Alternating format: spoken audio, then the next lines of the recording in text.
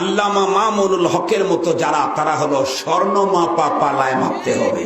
আর এই ফেসবুক নামের গজব, ফেসবুক নামের গজব, চূড়ান্ত অশিক্ষিত গন্ড মূর্খ, ও মূর্খ আর বাবা মূর্খ আর 14 গোষ্ঠী মূর্খ। অথচ আল্লামা মামুনুল হক সাহেবের মতো একজন বিদগ্ধ বিচক্ষণ শেখ ইবনে শেখ আল্লামা ইবনে আল্লামা ইসলামিক স্কলার, তার বিরুদ্ধেও ফেসবুকে বক্তব্য লেখে। ইন্টারন্যাশনাল জাহেল।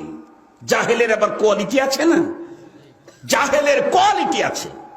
ও হল ইন্টারন্যাশনাল জাহেল।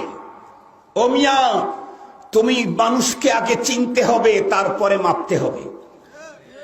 দুনিয়াতে সব জিনিস এক পাল্লায় মাপা যায় না। দুনিয়ার সব জিনিস এক পাল্লায় মাপা যায়? সম্মানিত হাজিরিন, আমাদের দেশে পালাই আছে কয়েক রকমের। একটা খড়ি মাপার পালা, আর একটা চাউল ডাউল মাপার পালা, আর একটা স্বর্ণ মাপারও পালা। তিনটাই পালা না? বলেন তো দেখি, খড়ি মাপার পালাতে কোনো ফেয়ার আছে নাকি? ফেয়ার আছে, কিন্তু এই ফেয়ার কোনো গ্রহণযোগ্য না। কেন? মাপবেই খড়ি 1.5 কেজি আর 2 কেজির ফেয়ার হলে সমস্যা কি?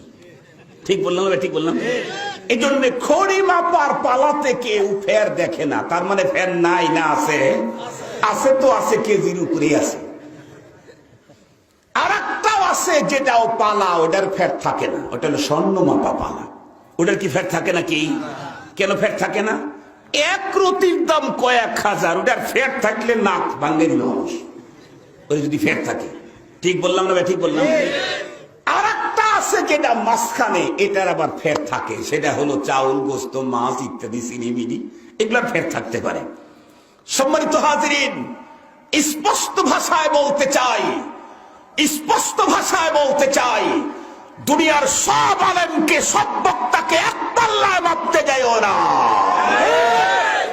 আল্লামা মামুনুল হকের মতো যারা, তারা হলো স্বর্ণ মাপা পালায় মাপতে হবে। এটা খড়ি মাপা পালায় তোলা যাবে না। স্বর্ণকে খড়ি মাপায় পালায় তুললে তো কয়েক কেজি এমনি কম বেশি হইব। কি বলেন? আবার স্বর্ণ মাপা পালাতে কখনো খড়ি উঠানো যাবে না। লেবেল আছে, লেবেল আছে, যার যার নিজস্ব পালা আছে মাপতে।